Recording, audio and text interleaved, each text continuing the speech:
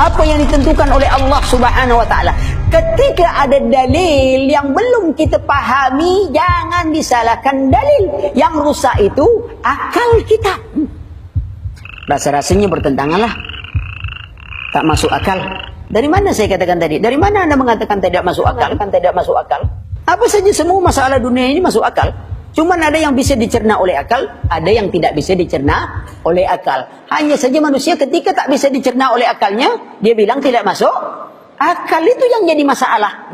Allah berikan kita akal bukan untuk mengotak-ngatik syariat. Allah beri kita akal untuk menerima syariat, lalu berfikir bagaimana cara menjalankan syariat. Itu dia gunanya. Bukan ngotak-ngatik. Maka itu dunia pengetahuan dulu berkembang. Kenapa? Karena orang Islam menerima syariat, lalu mereka berfikir bagaimana memudahkan mereka mengamalkan syariat. Muncullah penemuan-penemuan. Karena akal manusia itu sangat kecil. Kalau diukur akal kita itu, kekuatannya dibanding dengan syariat, akal itu tidak akan bisa menjangkau batas buang angin. Antum sudah beruduk, tiba-tiba buang angin. Antum mau sholat, apa yang dicuci? Apa yang dicuci? Anggota wudhu atau tempat buang angin? Menurut akal, apa hubungan muka antum dengan buang angin itu? Tak ada hubungan lagi. Kenapa antum tak cebok saja begitu langsung antum sholat? Lihat. Lalu kita katakan kepada mereka, kalau masalah buang angin saja, akalmu harus tunduk pada syariat.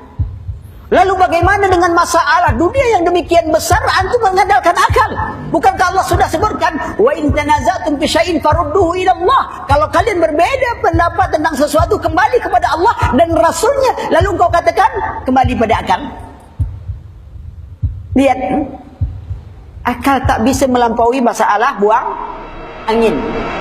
Buang angin saja, akalmu harus tunduk pada syariat. Ada pohon besar, ikhwan. Pohon besar itu disuruh seorang menebang pohon yang sangat besar. Di situ ada kapak, ya. Di situ ada senso. Lalu kata si A, kita pakai senso biar cepat urusan. Tapi kata si B, apa guna tenaga yang dibagikan Allah? Kita pakai saja kapak. Kira-kira mana yang gila antara dua ini?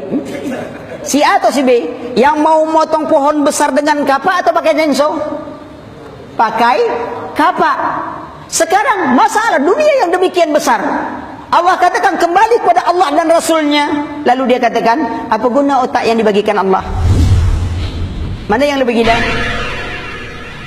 Lebih gila yang mau kembali kepada otaknya. Nunjukkan dia tak punya otak. Fungsi akal yang diberikan Allah kepada kita adalah untuk menerima syariat, lalu mencari jalan bagaimana kita bisa mengamalkan syariat, bukan untuk mengotak-ngatik syariat. Hari ini apa? Akal digunakan orang untuk apa?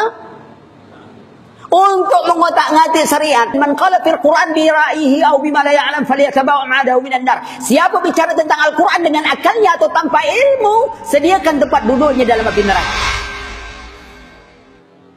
Sekarang ada di depan kita kitab Allah dan sunnah Nabi sallallahu alaihi wasallam.